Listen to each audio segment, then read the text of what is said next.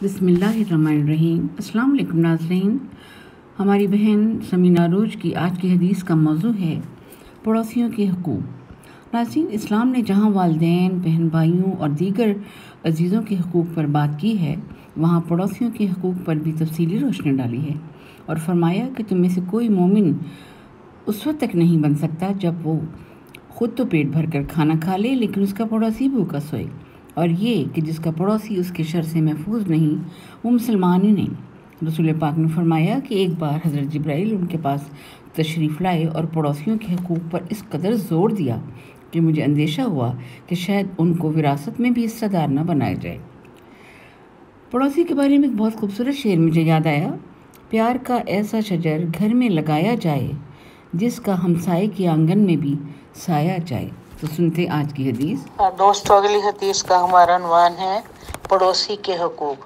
فرمایا، میرے پیارے نبی صلی اللہ علیہ وسلم نے حضور نے فرمایا کہ پڑوسی کے ساتھ حسن سلوک کی بہت تاکید کی گئی اور اس کے ساتھ حسن سلوک سے پیش آؤ۔ کہ روایت میں ہے کہ پڑوسی کے 3 حقوق ہوتے ہیں۔ ایک تو یہ کہ کافر پڑوسی، مسلمان پڑوسی اور تیسرا مسلمان رشتہ دار پڑوسی۔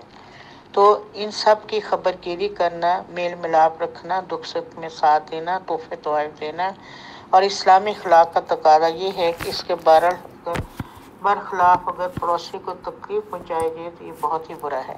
ایک موقع پر حضور صلی اللہ علیہ وسلم 3 بار قسم کھائی اور آپ نے ارشاد فرمایا کہ وہ شخص ہرگز مومن نہیں ہو سکتا جس کا پڑوسی اس کے اذان سے محفوظ نہ ہو۔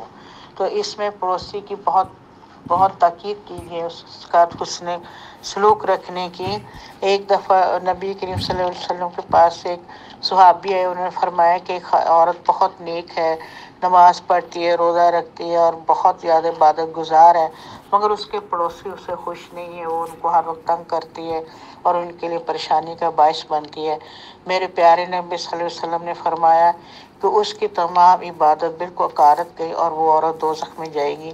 اس وجہ سے کہ اپنی عبادت کے علاوہ پڑوسی کے بھی بہت ایسی عبادت گزاری کا کچھ فائدہ نہیں ہے اگر آپ کا پڑوسی آپ سے خوش نہیں ہے اور ناراض ہے اور آپ اس کے لیے پریشانی کا باعث بنتے ہیں۔ پڑوسی کے بہت حقوق ہوتے ہیں۔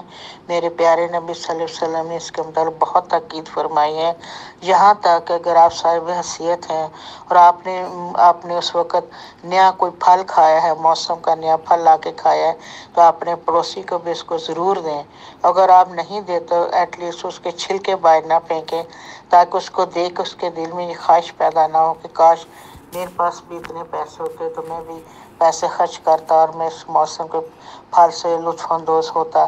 اس کے لیے پڑوسی کے بہت حقوق ہیں اور ان کا خیال ہر لحاظ سے کرنا چاہیے، ان کی ہر تکلیف میں ان کا ساتھ دینا چاہیے اور ان کے لیے پریشانی کا باعث نہیں بننا چاہیے، ان کے لیے ہمیشہ راحت کا باعث بننا چاہیے۔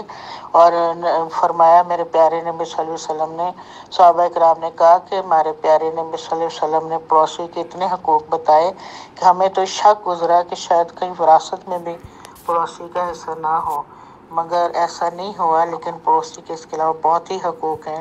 ہم سب کو کوشش کرنی ہے کہ ہم بھی انہیں حقوق پہ کو پورے اتریں اور ہمارے پڑوسی کو ہمیں کوئی شکایت نہ ہو، ہم ایک بہت اچھے ہمسائے بن کے رہیں۔ جزاک اللہ خیر۔